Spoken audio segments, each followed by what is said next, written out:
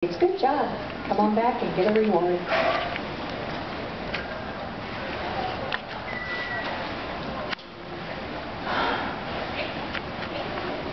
Now our trainer can put many different behaviors together, so she can kind of stack the behaviors and do many different things so that they don't get a reward after every single thing.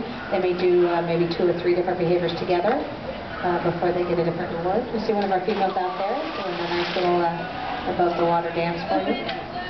You also notice here this female here off to the far right, her head is very gray in coloring. Did you know when beluga whales are born, they are born gray in color. They're not white at birth. They're born gray in color.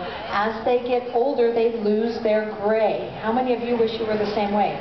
I know I do. So Ruby here, even though she's full-grown adult, she just never lost all of that gray on top of her head. So that makes her just a little bit different. Some of them you'll see some gray. The one you see here, the male, very white in coloration. Beautiful.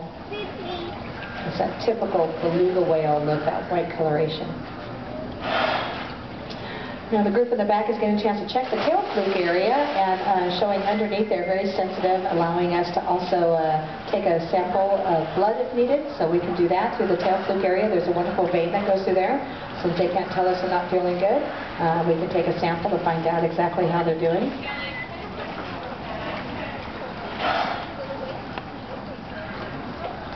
Again, each one of them will eat anywhere from 30 to 40 pounds of food a day, swallowing their food whole. They definitely spit water. They have a great way of being able to get out any food that gets stuck in their teeth, and they can spray water through their teeth. Again, my name is Carol. If you have any questions, let me know. If you want to just continue through at any time to write, feel free to do so. You'll see polar bears along the way, walrus, underwater viewing of the beluga whale. So please take your time and enjoy.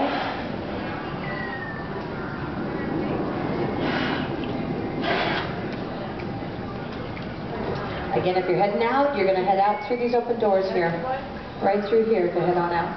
See all the other animals along the way. Enjoy. You don't want to miss the polar bears. They're probably not doing much out there. It's hot, so they're probably just doing what they do best, is sleep.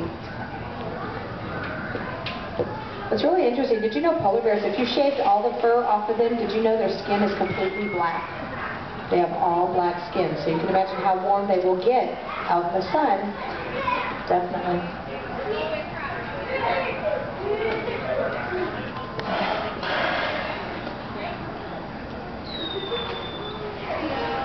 Now, if you have small children, I do have better viewing for them around the corner. So through these open doors to your right, around the corner, nice viewing window for children, if that helps out. Oh, nice little kiss. Again, a lot of different sounds that they can make through their blowhole. Again, not through their mouth, through their blowhole. These sounds are for communication as well as for navigation out in their natural habitat area. That's their polar bear impression. Again, getting the nickname the sea canaries, they can intimidate and they can make a lot of different types of sounds, which may intimidate others. But anyways, it's really fun to listen to them making like polar bear sounds. They can also make bird-like sounds, chirps, clucks, squeals, and squeaks. Very powerful muscles along the backside and into their tail fluke area that allows them to come up out of the water a bit.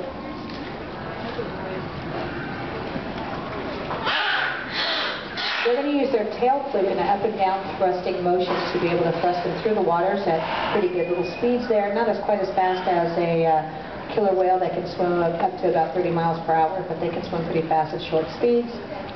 They're going to use their flippers on their sides for maneuvering, kind of steering, maneuvering. Now what's really interesting about their flipper, did you know if you took an x-ray of a dolphin or a whale's flipper, they have bone structure very similar to your and my hand. They have 5 digits inside, just very long digits. They have 5 digits inside each flipper that looks almost like a hand.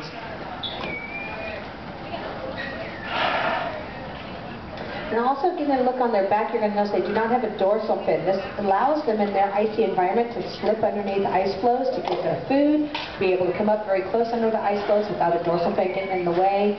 And then also, it allows them to maintain their body heat better. If they had an extra appendage of a dorsal fin on their back, that may allow them to lose needed body heat that they would need in their icy environment. Again, the Arctic and subarctic region.